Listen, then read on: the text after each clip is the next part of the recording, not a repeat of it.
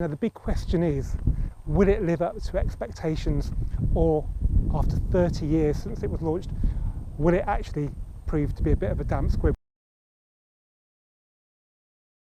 Hello guys, and welcome to this Volkswizard video from Gilks Garage Cafe in Kineton. Now today's video is about a Mk2 Golf. You probably know Mk2 Golf was a very significant car for me because it was my second car after a Polo, and it cemented my enthusiasm for all things Volkswagen. It also inspired me to start Volkswizard back in 2002. So it's probably hard for you to believe that there are some versions of the Mk2 Golf that I've yet to drive, and the one that I've wanted to drive the most is a very rare car. It's called the Mk2 Golf Rallye, and we have one right here. Now the big question is, will it live up to expectations, or after 30 years since it was launched, will it actually prove to be a bit of a damp squib? Well, there's only one way to find out. Let's have a closer look and drive the Mk2 Golf Rallye.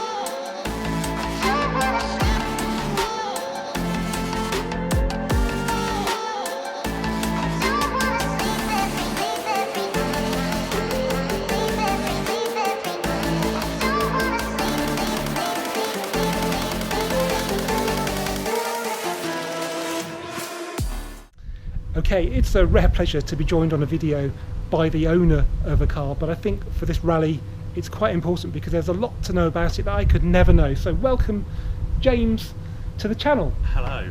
I'll try to do my best to tell you what I can. So yeah, I'm sure there's a lot because you've owned the car now for what, 9 years? It's 2013, so coming up to 8 years. Right, yeah.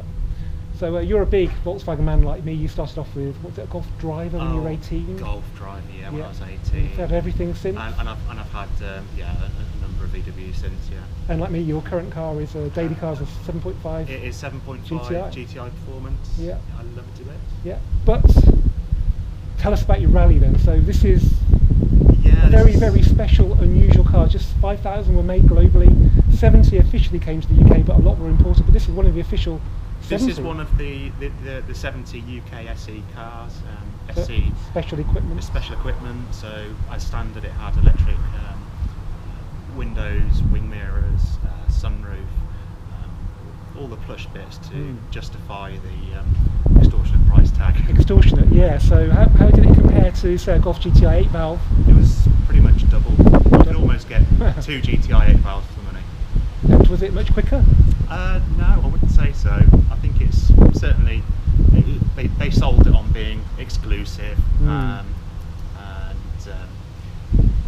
you know, it's also, it's the king of the hot hatch GTI, and but it's also sort of quite luxurious at the same time. Yeah, because I've driven a G60 Synchro, which was basically the same car in a normal body, and it doesn't feel a very particularly aggressive car to drive. It feels like a real autobahn car. The supercharge gives it a lot more torque, doesn't it? And that's right. It's higher geared as well. It's a good cruiser, but it, you know, it doesn't set your trousers on fire. Yeah. Well, we'll find out in a bit because you're going to let me drive it, aren't you? Absolutely. But anyway, tell us about the restoration though, because this was not a case of go out to Auto Trader, pay X amount of money and get yourself a shiny Rally. This was a labour of love for you, wasn't it? It certainly was. It's one of those stories where I never set out to buy a Golf Rally.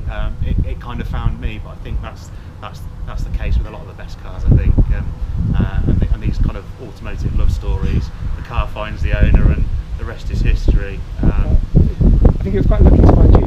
You had the means to spend quite a lot of money on restoring it because it was a bit of a basket case, wasn't it? Yeah, it was mechanically pretty sound, but it spent all its life in rural Gloucestershire and on a farm essentially. So muddy roads, winter salt and what have you hadn't done any favours to the bodywork.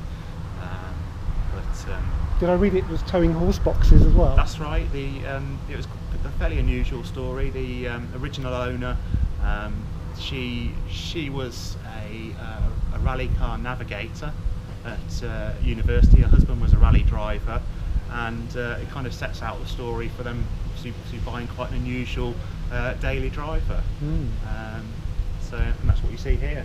And she had it from new, and I'm luckily on the second owner.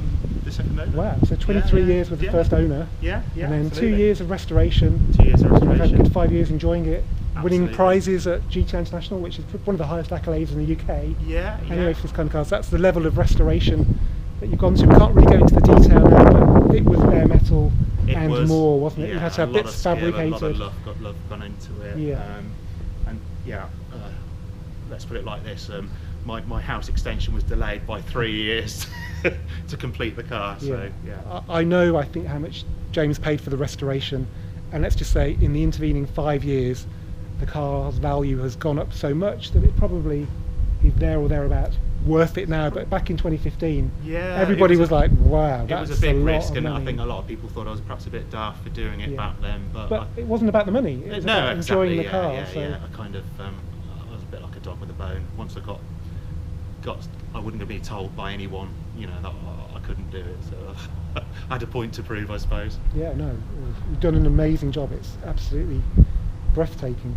Right then, now show us what makes this car so special, because it isn't just a normal Mark II Golf, is it? Firstly, we've got the box arches. So you pick out your favourite bits, James. Everything below the swage line on a normal Mark II Golf is different on a Rally. You've obviously got the box arches, front and rear. The sills are different. The bumpers are different. They're body coloured. We've got this coloured diffuser at the front here. Oh, is that brake cooling vents? Brake cooling vents at the bottom. Ducts. Obviously the grille is different. You name it. The headlights are bespoke. Yeah. They're not Jetta headlights, are they? No, they're not. They're not Jetta headlights. They're specifically designed for the Rally. They're not pretty good. They were sold on being quite a feature at the time with the projector features, but they're pretty useless at night, I must admit. Technology's come on a long way. Yes. But even the indicators differ from the Mark II big bumper. Wow, 'cause they look really similar to me. The Mark II big bumper was it was tapered on the one side. So these things, like getting these details right, it's all Rally specific. Okay, let's have a look at a challenge. Yeah, let's go around let's talk about the wheels then, because they're only 6 inches wide, but they're running a 205 tyre. So these are originally off the Corrado G60, I think, the Sebrings. That's right, yeah. And they're very set into the arches, aren't they? They are. They look a bit lost. Yeah, you do need like spacers or a wider wheel. Yeah, they do. And most people do opt for a larger wheel. But the fact you kept it original is what makes this car so special. Yeah, I suppose so. It might look ungainly now, but the fact that this is exactly as it left the factory is what makes it so exciting, because so many were modified. That's right, yeah. So at the back it's pretty similar. The bumpers are slightly more contoured than the big bumper. Even this panel at the back's deeper. Is it really? Across the back. Oh, actually, well, I can see that swage line there is bigger, but that follows through to that as well. Absolutely, yeah. So Blimey. you can see it's quite a challenge But the to half tin, restore one of these to get all the right parts. I bet you, I was going to say, are the parts really hard to get? Well, yeah, to be honest, very hard to get. They were back then, 7 years ago now, 7 or 8 years ago, and it's not got any easier. Okay, show us inside then, because it's a very special car in here as well. So, okay, it's left-hand drive only. Should have probably said that earlier. That's right. And that's probably why left-hand drive. Yeah, that's probably why they only wanted to import 70 to the UK, because double the price of a GTI left-hand drive car had a very limited audience back then. They've got quite a plush interior. It's, so this wasn't a stripped-out rally car. This was this was a luxury car, really. Absolutely, half leather seats, leather trimmed steering wheel, leather gear knob, leather door cards. Yeah. And it's got other features over and above the GTI, I suppose. Yeah. The electric. That's quite a rare thing. Yeah. Electric windows is quite unusual. Power steering. The windows. Electric mirrors. Yeah, that's a rare 16 option on the Mark II ABS. GTI. ABS. Yeah, that was never available for a UK car. It's got air conditioning as well. No, this one hasn't. No. That's probably no bad thing, is it? That's just another thing to go wrong, isn't it? I suppose. They weren't really designed for it. I thought. Wow, so let's have a look at those seats. And are they made by Recaro, or are they just? I think they probably were, but they're not the actual Rally Recaros. No. There was a 15, I think it was £1,500 option for the bigger Recaro seats with Recaro screens and obviously bigger bolsters, and they're quite sought after now. Yeah, that's beautiful, beautiful. Right, well, I think it's time to go for a drive if you're ready. Absolutely, that's what we're here for. And we're on these wonderful roads in Warwickshire where this kind of car was designed to be driven. So without any further ado, let's go and drive this Mk2 Golf Rallye. Well, it's weird being on this side. Yeah, it's weird being on this side. I'm going to start changing gear with the door handle, I think. But I still never get used to it. don't you? That's scary, just as well I'm driving then. But, Fill your boots. yeah, it's familiar Mk2, isn't it? Nothing here looks different to me. I think something with the pedals and this sort of trim on the side of the centre console is a bit different. By the way, forgive us for wearing the mask. We're just doing the right thing. We don't know each other, do we, that well? We are not in the same bubble, so we have to do this. And if you're in a car with people you don't know, you should be doing it as well. Right, yeah, back to the car. Steering wheel's familiar Mk2, but it's got the lovely leather bit you get on Corrados. Centre console's the same. Gear knob's not golf ball because it's not a GTI. I think you've got a leather trim on there. That's right, yeah. Yeah, which Navigator. is, I think sometimes you get a lot of Mk2s with leather interior, as you do that knob if it's a GTI with leather. That's all the same. The Blaupunkt is very UK spec, I think, isn't it? That's on some of them. Keys on the right side, so let's turn it. Okay. Gear shift feels very good. Handbrake helps. Oh yeah. Problem with driving modern cars is that you forget about I do all the handbrakes. time.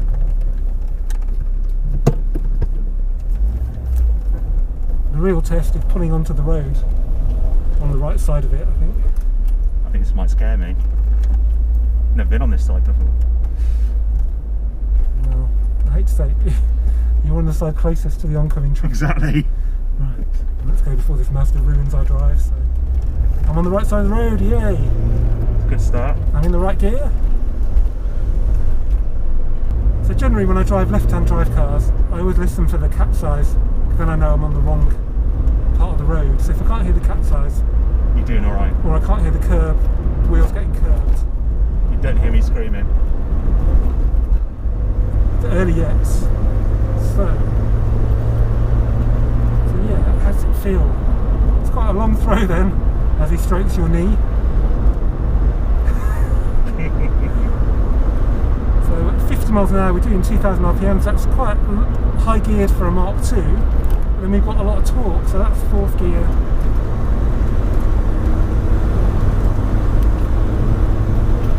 Yeah, it's deceptive. Right, that is deceptive. Capsize. Bit of a bump. Yeah, over the level crossing. That's fourth into fifth. To the wrong side of the road. It's quite softly sprung, isn't it? It's not a firm Absolutely, car yeah, at all. yeah, no, not at all. Wallow to it, but Yeah. it's pleasant enough. Although this is a very challenging road, so some of the corners It are a is. bit hard for a modern car. So let's go into third for this one. It reminds me a bit of an RS2, which has got a fair bit of roll, but once you get it onto its Oh no, absolutely. bump stops, it seems alright. Yeah. He says.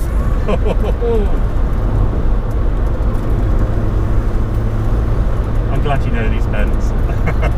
Bends, they're bends. I thought we'd done the bends. Have you ever seen a train on this crossing? Yes. Have you? Weird, isn't it? Yeah, yeah. It's quite a rare sight. So, yeah, it's a real deceptive big rev of speed. Because the revs don't go up much, but the speedo Absolutely, does. yeah. That's really surprising for a Mk2. It said wandering across the road, so that's in fifth. Good. Makes a funny old noise, doesn't it? It does, It's yeah. really hard to define. Exactly. I don't know any other car that sounds the same actually. Chutters. Yeah. Is there a bit of supercharger whine? A little bit at times, yeah. Yeah, so under the bonnet you've got like a Jabba Sport sticker on the charger. Yeah, that's like the go-to place to have your G60 supercharger refurbished. So this is a 1.8 litre supercharged engine. It's the 8-valve engine with a supercharger, slightly less. It's slightly smaller capacity. Yeah. It was to do with the multiplying factors for the rallying. That must have really annoyed them because they had to leave 18cc from the standard 1.8 to be compliant with the rules. To factor it in for normally operated cars. I think of 2.5 litres equivalent, I think. Yeah, oh I see, so 1.8 with a supercharger is 2.5. Yeah, I think so. That makes sense. It's chuntering away, isn't it? There's a bit of exhaust boom. I can't hear the charger. Let's try second. We're going up a bit of a steep hill, so it's going to have to be working a bit now.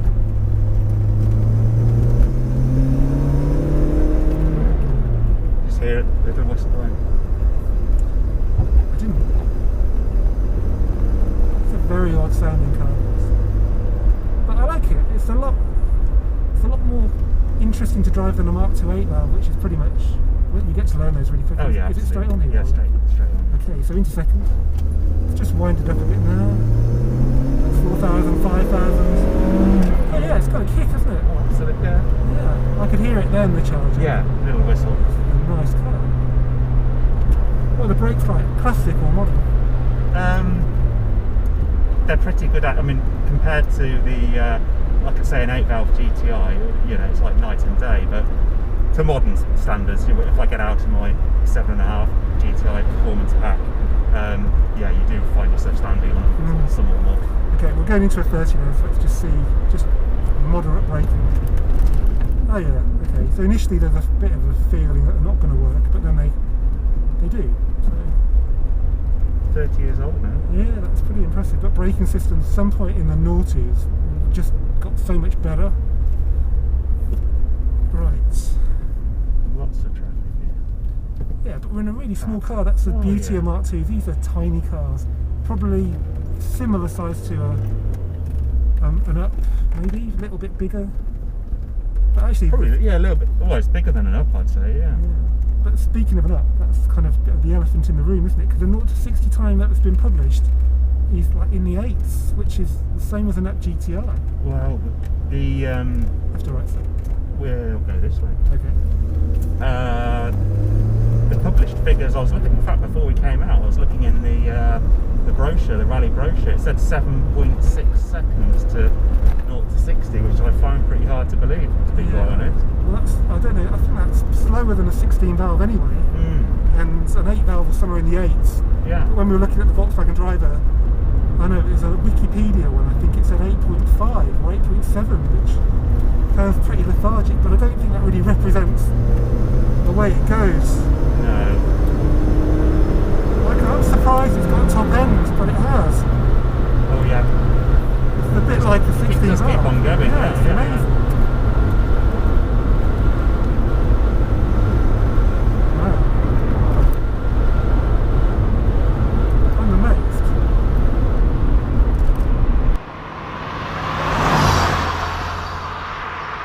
So we're on our way to Caffeine and Machine, having driven around a lot of beautiful South Warwickshire on roads. This car was very enjoyable to drive on. Thank you for the privileged access to this. That's my pleasure. Leather-bound steering wheel. But behind us we have a very special Mark 1 Golf GTI that was owned by motoring journalist Brian Laban, and it's well known in Mark 1 circles, and it's actually been driven by the guy that restored this car. Don't stall it now.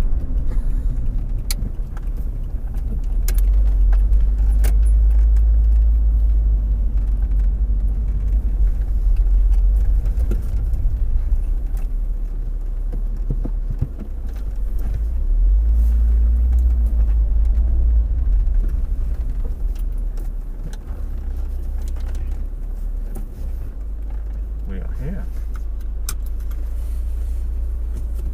You've got to park by house. Yeah, he's going. Okay guys, well we've made it to Caffeine and Machine, and as you can probably tell, I've had quite a fun day driving the Golf Rallye, so you probably know in the case of this car, it is well worth meeting your heroes. It's an incredible experience. It is a 30-year-old car, which is, you know, very, very classic, but it doesn't feel it to drive. It's still enjoyable to drive on a British B road. So big thanks to owner James for letting me do just that. Anyway guys, as ever, thanks for watching this Volks Wizard video. If you've enjoyed it, give it a thumbs up, please comment, please share. As ever, please subscribe, and I'll see you for the next one really soon.